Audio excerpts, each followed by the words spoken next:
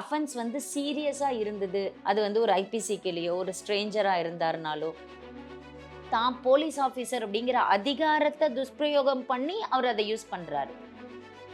சட்டம் வந்து படித்தவர்களுக்கு மட்டுமானது கிடையாது. கிடையாது. அந்த குற்றத்தை நீங்க எப்படி தடுக்க முடியும்னு நினைக்கிறீங்க? குற்றவாளிகளுக்கு தண்டனைகள் கொடுக்கப்படணும்.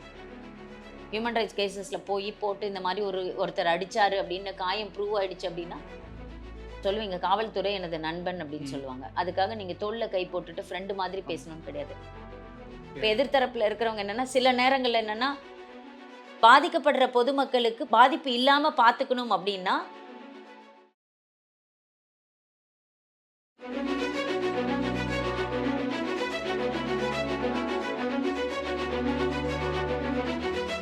ஐபிஎன் தமிழ் நேயர்களுக்கு வணக்கம். இன்றைய சிறப்பு நேர்காணலில் நம்முடன் இணைந்திருப்பவர் ராஜேஸ்வரி கார்த்திகேயன் அவர்கள். வணக்கம் மேடம். வணக்கம் மேடம், அதாவது சட்ட ரீதியான பல்வேறு விழிப்புணர்வுகள் ஏற்படுத்திட்டு தான் இருக்காங்க. இன்னைக்கு இணையத்தில் பல்வேறு வகையான சட்டத்தெல்லாம் நம்மளே படிக்கிறோம், பார்க்குறோம். இப்படி இருக்கக்கூடிய சூழ்நிலையிலையும் காவல்துறையினர் சார்ந்தவர்கள் எல்லாமே என்ன பண்ணுறாங்க, பொதுமக்கள் கிட்ட அநாகரிகமாக நடந்துக்கிறது, ஒருமையில் பேசுறது, இந்த மாதிரியான தொடர்ச்சியான செயல்களில் ஈடுபட்டு தான் வராங்க. இது எப்படி மேடம் தடுக்கிறது? ஒரு வழக்கறிஞரா உங்களுடைய பார்வையில இதுக்கான பதில சொல்லுங்க. இந்த பப்ளிக் சர்வெண்ட்ஸ், அதாவது போலீஸ் ஆஃபீஸர்ஸ் எல்லாருமே பப்ளிக் சர்வெண்ட்ஸ் தான். நீங்க எல்லா பப்ளிக் சர்வெண்ட்ஸும் சர்வீஸ் ரூல்ஸ் ஒன்று இருக்கும். இப்போ போலீஸ்க்குன்னா போலீஸ்க்கான ஒரு சர்வீஸ் ரூல்ஸ் இருக்கும். அதுக்கு கட்டுப்பட்டவர்களாக தான் இருப்பாங்க. இப்போ நீங்க ஜென்ரலைஸ்டு கம்ப்ளைண்ட்டுன்னு ஒன்று இருக்கு. இப்போ என்னன்னா ஒருத்தர் அடிச்சிட்டாரு, இல்லை கொலை பண்ணிட்டாரு, இல்லை வந்து கொள்ளை அடிச்சிட்டாரு அப்படின்னா போலீஸ் ஸ்டேஷனில் போய் நம்ம கம்ப்ளைண்ட் கொடுப்போம். இப்போ இந்த மாதிரி ஒருத்தர் வந்து ஒருமையில் பேசுகிறாரு, ஒருமையில் திட்டுறாரு அப்படின்னு வச்சுக்கோங்களேன். அப்போ வந்து இங்கே எங்கே போகிறது நாங்கள், இது எங்கே போய் கம்ப்ளைண்ட் கொடுக்கறது நாங்கன்னு நிறைய பேருக்கு பிரச்சனையாக இருக்குது. அந்த சர்வீஸ் ரூல்ஸ் படி அவங்களோட காண்டக்ட் ரொம்ப ரொம்ப முக்கியம். அதாவது போலீஸ் ஆஃபீஸரோட காண்டக்ட். அவர் வந்து எப்படி பொதுமக்களை ட்ரீட் பண்ணணும், எப்படி பொதுமக்கள்கிட்ட நடந்துக்கணும், என்னென்ன வார்த்தைகளை அவர் உபயோகப்படுத்தக்கூடாது. ஒரு அப்சீன் வேர்டு, ஒரு தவறான வார்த்தையை சொல்லி திட்டாரு அப்படின்னா அதை எல்லாமே நீங்கள் வந்து கேள்வி கேட்கலாம். அப்போ என்ன பண்ணணும்னா அவரோட ஹையர் அத்தாரிட்டி கிட்ட அவங்க மேலே டிசிப்ளினரி ப்ரொசீடிங் எடுக்க சொல்லி ஒரு மனுவை நம்ம வந்து கொடுக்கலாம். இப்போ ஒரு போலீஸ் ஆஃபீஸர் பண்ணியிருக்காருன்னா எஸ்பி கிட்டேயோ இல்லை நீங்கள் கமிஷனர்கிட்டேயோ ஒரு மனுவை கொடுத்து அதற்கான ஆதாரத்தோடு அவர் எந்த இடத்துல என்ன மாதிரி பேசினாரு, என்ன வார்த்தை சொல்லி திட்டினாரு, அந்த வார்த்தையால் நம்மளோட கண்ணியம் எப்படி குறைஞ்சு போயிடுச்சு, எந்த இடத்துல நம்ம டிஃபேம் ஆகிட்டோம் அப்படிங்கிறதெல்லாம் எழுதி ஒரு கம்ப்ளைண்ட்டாக நீங்கள் கொடுத்தீங்க அப்படின்னா டிசிப்ளினரி ப்ரொசீடிங். இப்போ நீங்கள் வந்து டிபார்ட்மெண்டல் ப்ரொசீடிங்னு சொல்லுவோம். கோர்ட்டில் நீங்கள் நடக்கிறது எல்லாமே லீகல் ப்ரொசீடிங்ஸு. இதெல்லாம் டிபார்ட்மெண்டல் ப்ரொசீடிங்ஸு. உள்ளார ஒரு மேல் அதிகாரியே நடத்துவார். அவருக்கு கீழே இருக்கக்கூடிய அதிகாரிகள் மேலே அவங்களோட அந்த காண்டக்ட் ரூல்ஸை மீறி இருக்காங்க, வயலேட் பண்ணியிருக்காங்கன்ற பட்சத்தில் அவங்க மேலே ஆக்ஷன் எடுப்பாங்க, விசாரிப்பாங்க, இவங்களையும் கூப்பிட்டு விசாரிப்பாங்க. நடந்திருந்தது அப்படின்னா அதற்கான பனிஷ்மெண்ட் சஸ்பென்ஷனாக இருக்கலாம், இல்லை வந்து ஒரு டிஸ்மிஸலாக இருக்கலாம், எது வேணும்னா அவங்களுக்கு கொடுப்பாங்க அவங்களுக்கு. ஸோ இதெல்லாமே வந்து டிபார்ட்மெண்டல் ப்ரொசீடிங்கில் நடக்கணும். பட் நம்மளுக்கு பொதுமக்களுக்கு என்ன அப்படின்னா, இப்போ வந்து ஒரு போலீஸ் ஆஃபீஸர் திட்டாரு அப்படின்னா போலீஸ்கிட்டயே போய் நம்ம எப்படி மனு கொடுக்குறது? நம்ம என்ன நினைக்கிறோம் அப்படின்னா உடனே ஒரு போலீஸ் ஸ்டேஷனில் தான் போய் கம்ப்ளைண்ட் கொடுக்கணும் போல. ஏன்னா இப்போ நம்மளுக்கு பக்கத்து வீட்டுக்காரன் திட்டா நம்ம எங்கே போவோம்? நேராக போலீஸ் ஸ்டேஷனுக்கு நம்ம போயிடுவோம். அப்போ நம்ம வந்து பக்கத்து வீட்டுக்காரனால போலீஸ் ஸ்டேஷனில் போய் நின்றுட முடியும். போலீஸ் வந்து கூப்பிட்டு திட்டுவார், இல்லை எஃப்ஐஆர் போடுறேன்னு சொல்லுவார். பட் இப்போ போலீஸே திட்டும்போது நம்ம போய் அவர்கிட்டயே எப்படி நம்ம கம்ப்ளைண்ட் கொடுக்கறது? இல்லை இன்னொரு போலீஸ்கிட்ட நம்ம எப்படி கம்ப்ளைண்ட் கொடுக்கறதுன்றதுனால இதுக்கு வழிமுறை இல்லை அப்படின்னு நினைக்கிறாங்க. ஆனால் இது வந்து அவங்க ஒரு எஸ்பி கிட்டேயோ இல்லை அவங்களோட ஹையர் அஃபீஷியல்கிட்டயோ கம்ப்ளைண்ட் கொடுத்தா டிபார்ட்மெண்டல் ப்ரொசீடிங்ஸ் நடக்கும். அவர் மேலே நடவடிக்கை எடுக்கலாம். அந்த வார்த்தைகள் ஒரு அப்சீன் வார்த்தையாக இருந்தாலும், அதே மாதிரி ஒரு பெண்களை வந்து அவங்களோட பெண்மையை இது பண்ணுற மாதிரி, இழிவு பண்ணுற மாதிரியான வார்த்தைகளை சொல்லி திட்டுறது, அதெல்லாம் இருந்தது அப்படின்னா கண்டிப்பாக அவங்க மேலே டிசிப்ளினரி ப்ரொசீடிங் எடுப்பாங்க. டிபார்ட்மெண்டல் என்கொயரி எல்லாம் நடத்துவாங்க. பட் கம்ப்ளைண்ட்டை நம்ம கொண்டு கொடுக்கணும். பட் நம்மளுக்கு அந்த அவேர்னஸ் நம்ம பொதுமக்களுக்கு இருக்கிறது இல்லைன்னு நினைக்கிறோம். நாங்கள் என்ன நினைக்கிறோன்னா, நீங்கள் இப்போ இந்த மாதிரி விஷயங்களுக்குலாம் நேராக போலீஸ் ஸ்டேஷனுக்கு போயிடுவாங்க. போலீஸ் ஸ்டேஷனில் கொடுக்கறது மட்டும்தான் கம்ப்ளைண்ட் அப்படின்னு நினைக்கிறாங்க. அஃபென்ஸ் வந்து சீரியஸாக இருந்தது, அது வந்து ஒரு ஐபிசிக்கிலேயோ ஒரு ஸ்ட்ரேஞ்சராக இருந்தாருனாலோ இல்லை வந்து ஒரு நெய்பராக இருந்தார் அப்படின்னாலோ, இல்லை அந்த அஃபென்ஸ் வந்து ஐபிசி கீழே இருந்தது அப்படின்னா நீங்கள் நேராக போய் போலீஸ் ஸ்டேஷனில் கம்ப்ளைண்ட் கொடுக்கலாம். இது வந்து அவரோட நடத்தை சம்பந்தமான விஷயம். ஒரு ஒரு போலீஸ் ஆஃபீஸருங்கிறத அந்த அத்தாரிட்டியை யூஸ் பண்ணி அவர் திட்டுறாரு. இப்போ ஒரு பக்கத்து வீட்டுக்காரனா அவர் திட்டலை அங்கே. நான் போலீஸ் இந்த இடத்துல நான் சொல்கிறத நீ கேளு, நான் உன்னை இப்படி தான் திட்டுவேன், வாடா போடான்னு சொல்லுவேன், நான் தள்ளி தான் விடுவேன், நான் உன்னை வந்து ரொம்ப கீழ்த்தரமாக கூட பேசுவேன் நான் அப்படிங்கிறது வந்து அந்த இடத்துல அவர் வந்து தான் போலீஸ் ஆஃபீஸர் அப்படிங்கிற அதிகாரத்தை துஷ்பிரயோகம் பண்ணி அவர் அதை யூஸ் பண்ணுறாரு. அப்போ அங்கே நீங்கள் வந்து டிபார்ட்மெண்டல் என்கொயரி கேட்டு அவரோட அதிகாரத்தை துஷ்பிரயோகம் பண்ணிட்டாரு, எங்களை பொதுவெளியில் இந்த மாதிரி யூஸ் பண்ணிட்டாரு. ஏன்னா அவர் எப்படி நினைப்பார் போலீஸ் ஆஃபீஸர்னா, அவரோட டியூட்டி அவர் டெலிவர் பண்ணிட்டு இருக்கும்போது அவரை திட்டுற மாதிரி இருக்கும் அது. நான் ஒரு கூட்டம் இருக்கும். அந்த கூட்டத்த அவர் வந்து கட்டுப்படுத்திட்டு இருக்கும்போது, அவர் கண்ட மேனிக்கு ஏதாவது திட்டி விட்டுருவாரு. அப்போ அது வந்து நம்ப என்ன நினைப்போம்னா, இது வந்து அவரோட டியூட்டி தான் போல இருக்கு. அவர் இப்படி திட்டலாம் போல இருக்குன்னு. அப்படியெல்லாம் கிடையாது. யாருடைய கண்ணியத்தையும் குறைக்கிற மாதிரி எந்த பப்ளிக் சர்வென்ட்டும் நடந்துக்க கூடாது. அதற்கான தண்டனைகள் இருக்கு. அது வந்து சர்வீஸ் ரூல்ஸ்லயும் இருக்கு. இப்போ எஸ்சி, எஸ்டி ஆக்ட் எல்லாம் இருக்கும் உங்களுக்கு. ஓகே. அந்த ஒரு ஒரு வார்த்தைகளால எஸ்சிய திட்டுறது. தவறான வார்த்தைகளால திட்டியோ, இல்ல எஸ்டிய சொல்லியோ இது எல்லாமுமே நீங்க வந்து சொல்லலாம். அது வந்து போலீஸ் ஆஃபீசர் திட்டியிருந்தாலும் தப்பு தான். ம். ரொம்ப சீரியஸ் அஃபென்ஸா இருந்தா போலீஸ் ஸ்டேஷன்லயே கம்ப்ளைண்ட் குடுக்கலாம். இல்ல அவர் வந்து அவரோட பதவியில இருக்கும்போது, அவர் டியூட்டில இருக்கும்போது பண்றாருன்னா, அவர் பேர்ல டிபார்ட்மெண்டல் என்குயரி நடத்த சொல்லி அங்கேயும் நம்ம கம்ப்ளைண்ட் குடுக்கலாம். Okay madam. இது சொல்றதெல்லாம் வந்து எப்படி சொல்றது? ஒரு படித்தவர்கள் வந்து அடுத்தடுத்த கட்டத்த எடுத்துட்டு போலாம். இப்ப நீங்க சொன்ன மாரி எஸ்பி ஆஃபீஸ் கிட்ட புகார் குடுக்கலாம். இப்ப நம்ம இந்த விஷயத்த பேசுவதற்கான காரணம் என்னன்னா, ஒரு ஆட்டோ ஓட்டுநர ஒருமையில திட்டி அவர அடிச்சிருக்கிறாங்க. அதுவும் பல மக்கள் முன்னிலேயே அவர அடிச்சிருக்கிறாங்க. அப்ப ஆட்டோ ஓட்டுநரால அடுத்த கட்டமா என்ன செய்ய முடியும்? காவல்துறைனா இப்படிதான் இருப்பாங்க. நம்மள அடிக்க தான் செய்றாங்க. அப்ப நம்ம இதெல்லாம் கடந்து தான் போணுன்ற எண்ணத்துல தான் அவங்க இன்ன வரைக்கும் இருக்கிறாங்க. அப்ப இவர்களுக்கெல்லாம் எப்படி போய் புகார் குடுக்கணுன்ற ஒரு கேள்வி எழும்புதுல்ல? சட்டம் வந்து படித்தவர்களுக்கு மட்டுமானது கிடையாது. கிடையாது. ஆனால் இவங்களால போய் எப்படி அணுக முடியும்? நீ எதனா பண்ணியிருப்பிய. இப்ப ஆட்டோக்காரங்களே இப்ப நீங்க உதாரணத்துக்கு சொன்ன மாரி, அந்த ஆட்டோக்காரங்க எஸ்பி ஆஃபீஸ் கிட்ட போறாங்கன்னா, அங்க ஒரு ஒரு அதிகாரி கிட்ட கீழ இருக்கக்கூடிய அதிகாரி கிட்ட போய் பார்த்தா, நீ ஏதாவது பண்ணியிருப்பியா? அவங்கள வேலை செய்ய விடாம பண்ணியிருப்ப. இப்படி அவங்கள வந்து பேசி திருப்பி அனுப்புவதற்கான நெறைய செய்திகள நம்ம பார்த்திருக்கோம். அப்ப இல்லை. இதெல்லாம் தவிர்க்கணும் அப்படின்னா என்ன செய்றது? இப்போ ஒரு அதிகாரத்துக்குள்ளார இருக்கும்போது, அந்த அதிகாரத்துக்குள்ளார ஒரு குற்றச்சாட்டோட நம்ம உள்ளார போறோம் அப்டின்னா, ம். அவங்க வந்து அதிகாரத்துல இருக்கிறவங்களுக்கு சப்போர்ட் பண்றாங்க. நம்ம ம். இங்கேருந்து யார் குற்றச்சாட்டோட போறாங்களோ, அவங்களுக்கு சப்போர்ட் பண்றதில்ல அப்டிங்கிறது ஒரு பொதுப்படையான கருத்து. ஆட்டோ டிரைவர்ன்னு வச்சுக்கோங்களேன். அவரால வந்து என்னால போலீஸ் ஸ்டேஷன் போக முடியல. நான் போனா என்ன வந்து இவங்க தப்பா சொல்றாங்க. என்னோட கம்ப்ளைண்ட்ட எடுத்துக்க மாட்டேங்கிறாங்க. இப்ப ம். நெறைய பேருக்கு சொல்லியிருப்பாங்க. இந்த மாரி கம்ப்ளைண்ட்டே நாங்க போய் போலீஸ் ஸ்டேஷன்ல குடுக்குறோம் மேடம். எடுத்துக்க மாட்டேங்கிறாங்க. இம்மீடியட்டா சட்டத்துல ஒரு இது இருக்கு. சிஆர்பிசில 156 கிளாஸ் 3ன்னு இருக்கு. அதுல வந்து என்னன்னா, ஒரு போலீஸ் ஸ்டேஷன்ல ஒரு கம்ப்ளைண்ட் குடுக்குறீங்க. அந்த கம்ப்ளைண்ட் அந்த போலீஸ் அதிகாரி வாங்கிக்கல. அவரு மறுக்கிறாருன்னு ம். வச்சுக்கோங்களேன். அப்ப நம்ப என்ன பண்ணணும்னா, இந்த கம்ப்ளைண்ட்ட ரெஜிஸ்டர் போஸ்ட் அனுப்பணும். ஓகே. வித் அக்னாலெட்ஜ்மென்ட் கார்டோட. நீங்க ரெஜிஸ்டர் போஸ்ட்டுக்கு அனுப்பிட்டு, அதுக்கப்புறமும் அவங்க நடவடிக்கை எடுக்கல அப்டின்னா, கோர்ட்ல வந்து டைரக்ஷன் கேட்கலாம். நான் இந்த தேதியில குற்றச்சாட்டுக்காக ஒரு கம்ப்ளைண்ட் குடுக்க போயிருந்தேன். என்னோட கம்ப்ளைண்ட்ட அவங்க ரிசீவ் பண்ணிக்கல. அவங்க ரிசீவ் பண்ணிக்கலன்னு சொல்லிட்டு நான் ரெஜிஸ்டர் போஸ்ட்ல அனுப்பிச்சேன். அனுப்பியும் இவ்ளோ நாளா நடவடிக்கை எடுக்கல. அப்ப நீங்க கோர்ட்ல உள்ளார வந்து நீங்க இம்மீடியட்டா ஒரு டைரக்ஷன் குடுங்க. என்னோட மனு மீது விசாரணை நடத்தி, அதுக்கு மேல வந்து ஒரு ஆக்ஷன் எடுக்கணும்னு நீங்க சொல்லுங்கன்னு, நீங்க டைரக்ஷன் போடலாம். அந்த டைரக்ஷன்ல ஒரு உத்தரவு உங்களுக்கு குடுப்பாங்க. இம்மீடியட்டா அந்த போலீஸ் ஆஃபீசர்ஸ்க்கு நோட்டீஸ் போகி அவங்கள கூப்பிட்டு விசாரிப்பாங்க. ஓகே. ஹைகோர்ட்லயும் இதே மாதிரி நம்ம டைரக்ஷன்ஸ் வாங்கலாம். நாங்க அதுதான் சொல்றோம். சட்டத்துல ஒவ்வொரு படிநிலைகள் இருக்கு. ம். ம். இங்க இல்ல அப்டின்னா நிவாரணம் இல்லன்னு கிடையாது. சுப்ரீம் அடுத்தது. கோர்ட் வரைக்கும் உங்களுக்கு அடுத்தடுத்து விஷயங்கள் இருக்கு. ஆனா நம்ப போறதுக்கே யோசிச்சோம் அப்டின்னா, இப்ப நீங்க நான் நெறைய இடங்கள்ல நான் அவேர்னஸ் சொல்லும்போது நான் சொல்வேன். இப்ப என் வீட்டுக்குள்ளார ஒரு பிரச்சனை நடக்குதுன்னு வச்சுக்கோங்களேன். தினம் ஒரு போலீஸ் ஆஃபீசர் வந்து என் வீட்டு கதவ தட்டி, வாசல தட்டி, "மேடம் இன்னைக்கு காலையில உங்க வீட்ல ஏதாவது நடந்திருக்கா? உங்களுக்கு ஒண்ணும் பிரச்சனை இல்லையா? நீங்க நல்லா இருக்கீங்களா?" அப்படின்னு கேட்டுட்டா வெளியில போக முடியும். அப்படி முடியாது. கிடையாதுல்ல. எனக்கு ஒரு பிரச்சனைன்னா, நான் தான் ஷவுட் அவுட் பண்ணணும். நான் தான் வெளியில வரணும். நான் தான் போய் நிக்கணும். அது ஒரு ஆட்டோ டிரைவரா இருந்தாலும் சரி, இல்ல ஒரு அதிகாரத்துல இருக்கிறவரா இருந்தாலும் சரி. ஒரு பிரச்சனை இருக்கு. அதனால தான் பாதிக்கப்பட்டிருக்கேன் அப்படின்னா, அந்த பாதிப்புக்கான நிவாரணத்த கேட்க வேண்டிய அந்த ஃபோரம்ல போய் நின்னு அவங்க கேட்கணும். ம். அதற்கான இடம் ம். ஒண்ணு இருக்கும்ல. இப்ப நெறைய பேருக்கு என்னன்னா, போலீஸ் ஸ்டேஷன் போறதுக்கே பயம். நான் போலீஸ் ஸ்டேஷனுக்கே போமாட்டேன். எனக்கு அதுவே தேவையில்ல. இது ஒரு கௌரவ குறைச்சல். ஓகே. இப்படியெல்லாம் நெறைய பேர் பேசுறாங்க. உங்களோட நீதிய நிலைநாட்டிக்கிறதுக்கான, உங்களோட உரிமைகளை கேட்கறதுக்கான இடங்கள் தான் நீதிமன்றங்களும், போலீஸ் ஸ்டேஷன் மாதிரி எல்லாம். அங்க நீங்க போய் நின்னா தான் நிவாரணம் கிடைக்கும். நம்மளால எல்லா இடத்துக்கும் நீங்க அப்படி தேடி தேடி போய் பண்ணவே முடியாது. ஸோ, அப்ப அதனால தான் நாங்க சொல்றோம். ஒரு கம்ப்ளைண்ட் குடுங்க. அப்படி மறுக்கப்பட்டா அடுத்த இடம் இருக்கு. இதற்கான அவேர்னஸ் தான் கிரியேட் ஆகணும்னு சொல்றோம். ஓகே. பொதுமக்களுக்கு என்ன தெரியணும் அப்படின்னா, நீங்க எங்க போலாம். இப்ப நெறைய பேருக்கு பாருங்களேன், படிச்சிருப்பாங்க. காலேஜே முடிச்சிருப்பாங்க. ஆனா, ஒரு டெத் சர்டிஃபிகேட் வாங்கணும்னா எங்க போறதுன்னு தெரியாது. இல்ல ஒரு பர்த் சர்டிஃபிகேட் வாங்கணும்னா நம்ம எங்க போறது? ஒரு பர்த் சர்டிஃபிகேட் இல்ல, தொலைஞ்சு போச்சு அப்டின்னா, நான் எப்படி அத ரிட்ரீவ் பண்ணி வாங்கிக்கிறது? அதுக்கான அதிகாரி யாரு? அப்டின்றதே அவங்களுக்கு தெரியாது. முன்னாடிலாம் கோர்ட்ல போட்டு வாங்கிட்டு இருந்தாங்க. ஆமா. இப்ப வந்து அது ஒரு ரெவென்யூ ஆஃபீஸ்லயே வாங்கிக்கலான்ற மாரி மாறிருச்சு. அப்போ இந்த மாற்றங்கள் எல்லாம் நம்ம வந்து ஒரு அவேர்னஸா பொதுமக்களுக்கு கிரியேட் பண்ணிக்கிட்டே இருக்கணுங்கிறது தான். இப்போ ஒரு படிக்காதவனா இருந்தாலும், அவருக்கு தேவையான ஹெல்ப்ப மத்தவங்களால பண்ணி குடுத்து, அவங்களுக்கு தேவையான நிவாரணத்த வாங்கி குடுக்க முடியுமான்னு தான். நெறைய வழக்குகள்ல பார்த்தீங்கன்னா, ஹியூமன் ரைட்ஸ்ல போய் நின்னு, வாங்கி அதற்கான நஷ்ட ஈடெல்லாம் வாங்கியிருப்பாங்க.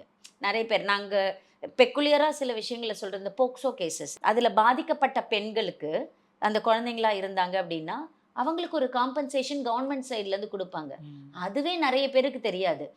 ஆனால் அதுக்கெல்லாம் அத்தாரிட்டிஸோட ரோல் அது. இப்போ நீங்கள் ஒரு போலீஸ் ஆஃபீஸர் இருக்காரு அப்படின்னா, அம்மா உங்களுக்கு இப்படி ஒரு நிவாரணம் கிடைக்கும், நீங்கள் போய் இந்த இடத்துல அப்ரோச் பண்ணி நீங்கள் அந்த நிவாரணத்தை வாங்கிக்கணும்னு.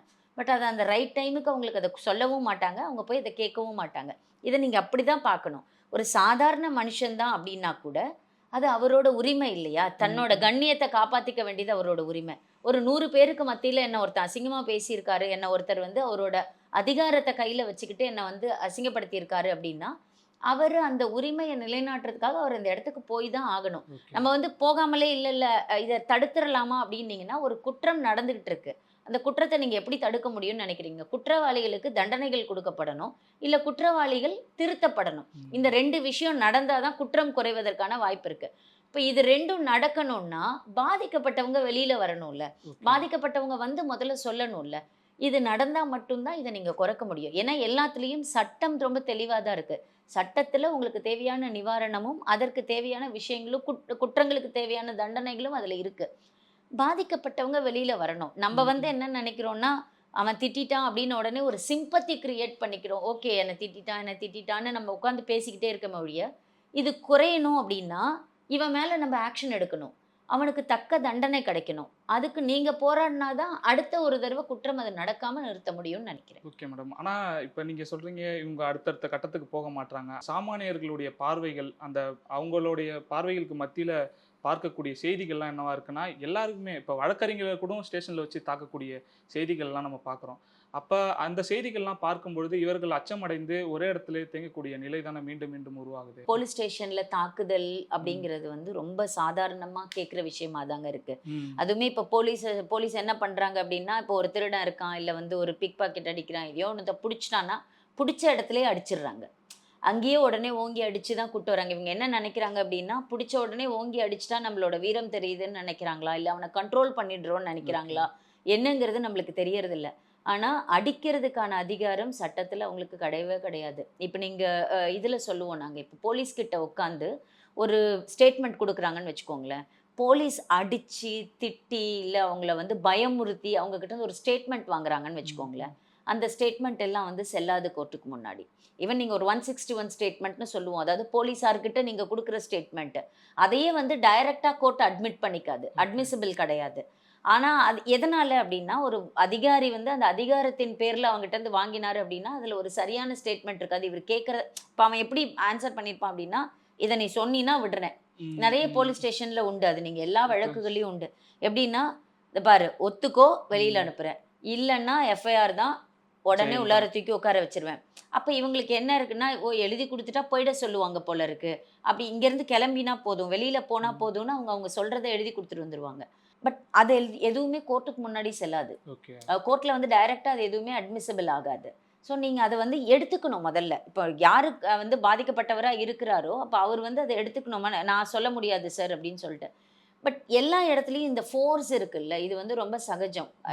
நீங்கள் வந்து அடிக்கிறது, இப்போ என்ன நினைக்கிறாங்க அப்படின்னா, போலீஸ் வந்து அடிச்சாவது உண்மையை வாங்கிடுவாங்க நம்மக்கிட்ட இருந்து, அதனால் நம்ம உண்மையை சொல்லிடணும்னு அவங்க பயப்படுவாங்க அப்படின்னு. பட் அப்படி கிடையவே கிடையாது. ஏன்னா எல்லா ஆக்ட்லேயும் ரொம்ப தெளிவாக இருக்குது, போலீஸாருக்கு அடிப்பதற்கான அதிகாரம் கிடையாது. அவங்க அடிச்சோ திட்டியோ மிரட்டியோ ஒரு ஸ்டேட்மெண்ட் வாங்கினாங்கன்னா அந்த ஸ்டேட்மெண்ட்டும் செல்லாது. அப்போது இந்த நிறைய ஹியூமன் ரைட்ஸ் கேசஸ் எல்லாம் போட்டிருக்காங்க. ஹியூமன் ரைட்ஸ் கேசஸில் போட்டு இந்த மாதிரி ஒருத்தர் அடித்தார் அப்படின்னு காயம் ப்ரூவ் ஆகிடுச்சு அப்படின்னா அவருக்கு காம்பன்சேஷன் கொடுப்பாங்க. இவர் சம்பளத்துலேருந்து பிடிச்செல்லாம் உங்களுக்கு கொடுப்பாங்க. அந்த மாதிரியான வழக்குகள் எல்லாம் இருக்குது. ஆனால் அது எல்லாருக்கும் போய் சேரணும் அப்படிங்கிறது தான். ஆனாலும் ஒரு விஷயம் தடுக்கப்படணும், எது அப்படின்னா, பொதுவாக எல்லாருக்குமே தெரியும் இல்லையா, அதாவது போலீஸாருக்கு அடிப்பதற்கான அதிகாரம் கிடையாதுன்னு. இது பொதுவான கருத்தாக இருக்கும்போது அதை கண்டிப்பாக வந்து போலீஸ் ஆஃபீஸர்ஸ் ஃபாலோ பண்ணணுங்கிறது தான். இதை இன்னும் கொஞ்சம் கவர்மெண்ட் வந்து ரெகுலரைஸ் பண்ணலாம். அதாவது சார் ஒரு தடவை நீங்கள் அடிச்சிட்டிங்கன்ற கம்ப்ளைண்ட் வந்துருச்சு அப்படின்னா இமீடியட்டாக அதில் ஆக்ஷன் எடுத்துடணும் அவங்க. ஆனால் அதுக்கு கூட ஒரு கம்ப்ளைண்ட் எடுத்துக்கிட்டு இவர் வரணும் அப்படிங்கிற நிலைமையை தான் இப்போ மக்கள்கிட்ட இருக்கிற அச்சத்துக்கு காரணமாக இருக்குது. என்னன்னா இப்போ அடிச்சாருன்றது சோஷியல் மீடியாவில் வந்துருச்சு, எல்லாருக்கும் தெரியும். அவர் திட்டாருங்கிறது எல்லாருக்கும் தெரியும். ஆனால் இப்படி ஒரு மனுஷன் போய் கம்ப்ளைண்ட் கொடுக்குற வரைக்கும், இந்த பாதிக்கப்பட்டவர் போய் கம்ப்ளைண்ட் கொடுக்குற வரைக்கும் அங்கே ஒன்றுமே நடக்காது. பாதிக்கப்பட்டவர் போய் கம்ப்ளைண்ட் கொடுத்தாலும் அது உடனடியான ஒரு விசாரணைக்கு போகாம, அதுக்கப்புறம் ஒரு 1 வருஷம் 2 வருஷம்னா, ஆட்டோ டிரைவருக்கு இருக்கிற பிரச்சனை என்னன்னா, நான் எத்தன நாள் இதுக்கு நடக்கிறது? ம், ஏன்னா, ம். அவரு காலையிலேருந்து வண்டி வண்டி ஓட்டினா ஓட்டுனாருனா தான் அவங்க தான் அன்னைக்கு குடும்பத்த அவருக்கான ஜீவனம் கிடைக்கும். அப்ப அவரு என்ன படப்பாருன்னா, நான் போய் காலையிலேருந்து இந்த போலீஸ் ஸ்டேஷன்ல உட்கார்ந்துருக்கணும். 4 திட்டு திட்டிட்டாங்கிறதுக்காக நான் இவ்ளோ தூரம் வந்திருக்கேன். கிட்டத்தட்ட 4 மாசம் என் பொழப்பு போயிடுச்சுன்னு நிப்பாரு அவரு. இப்ப இதற்கான நிவாரணங்கள் என்ன? இந்த விஷயங்கள எப்படி கண்ட்ரோல் பண்றதுன்னு கவர்ன்மெண்ட் இன்னும் கொஞ்சம் பார்க்கணும்னு நெனைக்கிறேன். சட்டங்கள் ரொம்ப தெளிவா தான் இருக்கு. இந்த சட்டங்கள எக்ஸிக்யூட் பண்ற விதங்கள் இருக்கு இல்லையா? அங்க தான் நம்ம பிரச்சனையாவே பார்க்குறோம். இப்போ ஒரு கம்ப்ளைண்ட் போன உடனே எஃப்ஐஆர் போடணும். கம்ப்ளைண்ட் போன உடனே விசாரணை ஆரம்பிக்கணும். ஆனா, அதிகாரத்துல இருக்கவங்க துஷ்பிரயோகம் பண்றாங்க அப்படின்னா, அவங்க என்ன பண்றாங்கன்னா, வைங்க நாளைக்கு பார்க்கலாம். இல்ல அடுத்த வாரம் பார்க்கலாம். ஒரு இன்ஃப்ளூயன்ஷியல் கேஸா இருந்ததுன்னா, ஒண்ணுமே இல்லாத கம்ப்ளைண்ட்டுக்கு பயங்கரமா விசாரணை பண்ணுவாங்க. நடக்கும். இல்ல பயங்கரமா பயங்கரமான கேஸ குடுத்திருப்பாங்க அங்க. ஆனா, அங்க பாதிக்கப்பட்டவங்க ரொம்ப சாதாரண மக்களுங்கிறதுனால விசாரணையே நடக்காம நிக்கும். இது வந்து அதிகார துஷ்பிரயோகம் தான் நீங்க பார்க்க முடியும். இது வந்து எக்ஸிகியூஷன்ல இருக்கிற ப்ராப்ளம். ம், ம். சட்டத்துல இருக்கிற பிரச்சனை ஓகே. கிடையாது. இந்த சட்டத்த செயல்படுத்தக்கூடிய அதிகாரிகள் கிட்ட இருக்கக்கூடிய பிரச்சனையா தான் நாங்க பார்க்குறோம். ஸோ, அப்ப அதிகாரிகள் தெளிவா அதற்கு ஒரு முடிவு எடுத்தாங்க அப்படின்னா, இல்ல அரசாங்கம் இன்னும் கொஞ்சம் ஸ்ட்ரிக்ட்டா அதாவது இதெல்லாம் கூட இந்த பனிஷ்மென்ட் எல்லாம் கூட இன்னும் கொஞ்சம் ஸ்ட்ரிக்ட்டா இருந்தது அப்படின்னா, கொஞ்சம் பயம் இருக்கலாம்னு நினைக்கிறோம். ஆக்சுவலி இதெல்லாம் ஒரு ஸ்டாண்டிங் ஆர்டரா இல்ல வந்து சர்க்குலரா எப்பவுமே இருக்கதாங்க செய்யுது. ம், என்னன்னா, ம். இதெல்லாம் பண்ணாதீங்க அப்படிங்கிறது ஒரு பொதுவான ரூலா தான் இருக்கு. ஆனா அவங்க ஃபாலோ பண்றதில்ல. இப்ப இவ்ளோ பிரச்சனைகள் நடக்கிறதுக்கு முன்பா காவல்துறை ஒரு ஒரு மனுஷன்கிட்ட எப்படி மேடம் நடந்துக்கணும்? அது இல்லாம எப்படி இப்ப அண்ணன் கூப்பிடக்கூடாது, தம்பின்னு சொல்லக்கூடாது. இந்த மாதிரியானதெல்லாம் இருக்குல்ல. காவல்துறை ஒரு மனுஷங்கள எப்படி அப்ரோச் பண்ணணும்? எப்படி நடந்துக்கணும் அவங்க கிட்ட? ஒரு அதிகாரிக்கு வந்து அவங்கள பொறுத்தவரைக்கும் இப்ப நீங்க சொல்லுவீங்க, "காவல்துறை எனது நண்பன்" அப்படின்னு ம். சொல்லுவாங்க. அதுக்காக நீங்க தோள்ல கை போட்டுட்டு ஃப்ரெண்ட் மாதிரி ஆமா. பேசணும்னு கிடையாது. நண்பன் அப்படிங்கிற வார்த்தைக்கு அர்த்தம் என்ன அப்படின்னா, அவனுக்கு ஒரு உதவின்னு தேவைப்படும்போதோ, இல்ல அவன் கலங்கி நிக்கும்போதோ நம்ம பக்கத்துல நிக்கணும். அவனுக்கு தேவையான விஷயங்கள நம்ம செஞ்சு குடுக்கணும் அப்படிங்கிறது தான். பட் அதிகாரிகள் என்னன்னா, அவங்களோட அதிகாரத்த துஷ்பிரயோகம் பண்ணக்கூடாதுங்கிறது தான். ரொம்ப சாதாரணமா ஒரு மனுஷங்கிட்ட பேசுற மாரியே நீங்க பேசலாம். பட் அவரோட கண்ணியத்த குறைக்கிற மாதிரி. ம், ம். அவர வந்து அவரோட பார்க்குற வேலையவோ, அவரு போட்டிருக்கிற ட்ரெஸ்ஸையோ வச்சு அவர நீங்க டிஃபேம் பண்ணாதீங்க. ஓகே. அவரு தேவையா இருந்தா மட்டும் அவர்கிட்ட பண்ணுங்கங்கிறது தான். ஆக்சுவலி எக்ஸாக்ட்லி இந்த வார்த்தைய யூஸ் பண்ணக்கூடாது. ம், இந்த ம். வார்த்தைய பண்ணக்கூடாது. அப்படிலாம் எதுவுமே கிடையாதுங்க. இந்த ஓகே. விஷயத்த பண்ணக்கூடாதுன்னு. பட் அந்த வார்த்தையோ, அந்த ஒரு விஷயமோ ஆப்போசிட்ல இருக்கவர ஹர்ட் பண்ணுச்சுன்னா, ம், ம். ஆப்போசிட்ல இருக்கவர கஷ்டப்படுத்துச்சு அப்படின்னா, இல்ல அவர ஏதாவது ஒரு வகையில பாதிப்புக்கு உள்ளாச்சு அப்படின்னா, அப்பதான் அந்த விஷயத்த வந்து தடுக்க சொல்றாங்க. அண்ணன்னு கூப்பிடக்கூடாது, தம்பின்னு கூப்பிடக்கூடாது அப்படிங்கிற விஷயம்லாம் என்னன்னா, நீங்க எதிர்த்தரப்புல இருக்கிறவங்க அத எடுத்துக்கிறத பொறுத்து. ஓகே. இப்ப எதிர்த்தரப்புல இருக்கிறவங்க என்னன்னா, சில நேரங்கள்ல என்னன்னா, ஒரு போலீஸ் ஆஃபீசர் சாதாரணமா நான் வந்து, "அண்ணா நீங்க உட்காருங்க, ஒண்ணும் பிரச்சனை இல்ல, நாங்க பார்த்துக்கலாம்" அப்படின்னாலே, இவரு அவங்கிட்ட காசு வாங்கியிருப்பாரு போல இருக்கு. ஓகே. அதனால என்ன உட்காரு உட்காருங்கிறாரு. நான் உட்கார மாட்டேன்னு நெனச்சு என்ன அண்ணா அண்ணான்னு சொல்லி சொல்லி என்ன சப்ரஸ் பண்ண பார்க்குறாருன்னும் நம்ம சொல்லுவோம். இல்ல சார் என்ன நீங்க பாட்டுக்கு பேசிட்டே போறீங்க. நீங்க சொல்றதுக்கெல்லாம் எதுவுமே ஆதாரம் இல்ல அப்டின்னா, அவரு என்ன மிரட்டுற மாதிரி ம். பேசுறாரு. எனக்கு சில வழக்குகள்ல இப்ப கூட ரொம்ப ரீசென்ட்டா ஒரு கேஸ்ல ஒரு கம்ப்ளைண்ட் இருக்கு. அந்த கம்ப்ளைண்ட் வந்து ரிசீவ் பண்ணிட்டோம். அப்ப அவங்க என்ன பண்ணுவாங்க, அந்த கம்ப்ளைண்ட் மேல விசாரணை நடத்தணும் இல்லையா ஆமா. போலீஸ். ஏன்னா போலீஸ்க்கு தெரியாது. இவரு யாருன்னே தெரியாது. ம், ம். அப்ப அவருக்கு கால் பண்ணோம். "சார் உங்க மேல ஒரு கம்ப்ளைண்ட் வந்திருக்கு. விசாரணைக்கு நீங்க வாங்க" அப்படின்னு அவங்கள கூப்பிடணும்.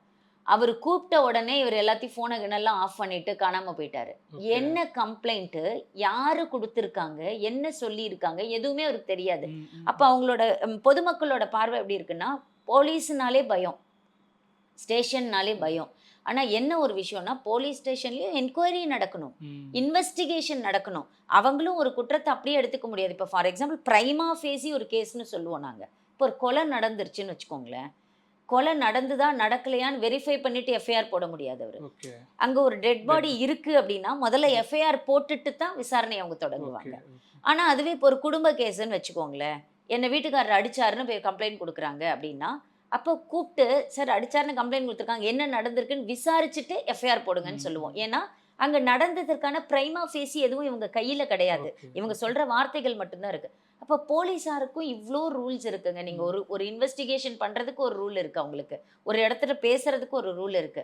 எல்லாத்தையும் பொதுப்படையா நம்ம தடுத்துற முடியாது. ஆனா, ம். அதே சமயம் இந்த அதிகார துஷ்பிரயோகத்த இல்ல வந்து ரொம்ப அத்தாரிட்டேட்டிவா இவங்க வந்து அசிங்கப்படுத்துறது, இதெல்லாம் வந்து கண்டிப்பா நம்ம தடுக்கணும் அப்படிங்கிறது தான். ஆனா இப்போ இது எப்படி நான் என்னோட பார்வையிலருந்து பார்க்குறேன் அப்படின்னா, அவங்க செய்யறது எல்லாமே போலீஸ்ன்னா இப்படி தான் இருப்பாங்க அப்படிங்கிற பார்வையும் தப்பு. ம். போலீஸார்னா எல்லாமே பண்ணுவாங்க அப்படிங்கிற பார்வையும் தப்பு. அவங்க எந்த கேஸை எப்படி இன்வெஸ்டிகேட் பண்ணணுமோ அந்த முறையில தான் அவங்க இன்வெஸ்டிகேட் பண்ண முடியும். ஓகே. அதே மாதிரி ஒரு பிரச்சனையை அவங்க அணுகுற முறைகள் தான் தப்புன்னு நாங்க சொல்றோம். இந்த இந்த ஆட்டோ டிரைவர் கேஸ்ல என்னன்னா, அவர் பேசிய வார்த்தைகள் தவறு. அவர் நடந்துக்கிட்ட விதம் தவறு. ஆனா அங்க என்ன நடந்ததுன்னு நம்மளுக்கு தெரியாது. ஓகே. எதனால அவர் அது பேசினாருங்கிறது நம்மளுக்கு தெரியாது. ஆனா எந்த ஆனா காரணத்தினால இப்படி எந்த பேசவும் கூட காரணமா இருந்திருந்தாலும் நாங்க அதை தான் சொல்றோம். பெண்களோட வழக்குகள்ல கூட இப்ப அந்த ஹஸ்பண்ட் அண்ட் ஒய்ஃப் பிரச்சனைனா கூட நாங்க சொல்றது அதுதான். எந்த ஒரு காரணத்தினாலையும் அவளை அடிக்கிறதுக்கான உரிமை வந்து கணவனுக்கு எப்படி கிடையாதோ, அதே மாதிரி என்ன ஒரு குற்றம் நடந்திருந்தாலும் குற்றவாளியை அடிப்பதற்கான உரிமை வந்து கண்டிப்பா போலீஸ் ஆஃபீஸருக்கு இருக்கிறதுக்கு வாய்ப்பே இல்லைங்கிறது தான். ஆனா அவங்க அந்த ஃப்ரஸ்ட்ரேஷன்ல சில இடங்கள்ல பேசிடுறதா பார்க்குறோம். சில இடங்கள்ல வந்து இதை கண்ட்ரோல் பண்ண முடியாம பேசிடுறதா நம்ம பார்க்குறோம். ஆனா அதெல்லாம் அவங்க முதல்ல தவிர்த்துக்கணும். அது இப்போ நிறைய நான் ரீசெண்டாக கூட சில இடங்கள்ல பார்த்தேன். என்னன்னா இவங்களோட ஃப்ரஸ்ட்ரேஷன்ஸ் எல்லாம் போக்குறதுக்காக அவங்களுக்கு ஒர்க் டைமிங் இப்போ நீங்கள் காலையில இருந்து நிற்பாங்க வெயில்லையே. அப்போ அவங்களோட ஒர்க் டைமு அந்த கண்டிஷன்ஸ் இது வந்து அவங்கள சில நேரங்களில் அவுட் பஸ் பண்ண விடுது. ஆனா அதற்கு பொதுமக்கள் பலிகாடா ஆகிடக்கூடாதுல. கண்டிப்பா கண்டிப்பா அதனால தான் நாங்க சொல்றோம். அதை தடுக்கணுங்கிறது தான். அதை எல்லா அதிகாரிகள் கூட எந்தெந்த இடத்துல அதை பண்றாங்களோ அது இமீடியட்டா ஆக்ஷன் எடுத்து அதுக்கு முன்னாடியே ப்ரிவென்ட் பண்றதுக்கு என்ன வழியோ அது கவர்மெண்ட் தான் பார்க்கணும். அதனால தான் சொல்றது. சட்டம் அதுல தடுக்கிறதுக்கான சட்டங்கள் இருக்கு. அந்த சட்டங்களை செயல்முறைப்படுத்தக்கூடிய அதிகாரிகள் வந்து சரியா நடந்துட்டாங்க அப்படின்னா இந்த இந்த கேள்வியே வராதுன்னு சொல்றேன். இப்ப நீங்க என்ன கேக்குறீங்கல்ல, இப்ப மேடம் இதை நம்ம எப்படி மேடம் தடுக்கிறது? இப்ப நாங்க தானே பாதிக்கப்படுறோம், பொதுமக்கள் தானே பாதிக்கப்படுறாங்க அப்படின்னா, பொதுமக்கள் தான் பாதிக்கப்படுவாங்க. அப்ப பாதிக்கப்படுற பொதுமக்களுக்கு பாதிப்பு இல்லாம பார்த்துக்கணும் அப்படின்னா, செயல்முறைப்படுத்தக்கூடிய அதிகாரம் மிக்க அதிகாரிகள் இருக்காங்களா, அவங்க கரெக்டா நடந்துக்கணும். இப்ப நீங்க 3 தூண்கள் இருக்கு இல்லையா? இது 3 தூணும் சரியா நடந்தா மட்டும் தான் ஒரு அரசாங்கம் சரியா நடந்ததா சொல்ல முடியும். அப்ப இங்க செயல்முறை சரியா இருக்கணும், எக்ஸிகியூஷன் கரெக்டா இருக்கணும்னு நினைக்கிறோம் நாங்க. பல்வேறு தகவல்களை பகிர்ந்திருக்கீங்க மேடம். மிக்க நன்றி மேடம்.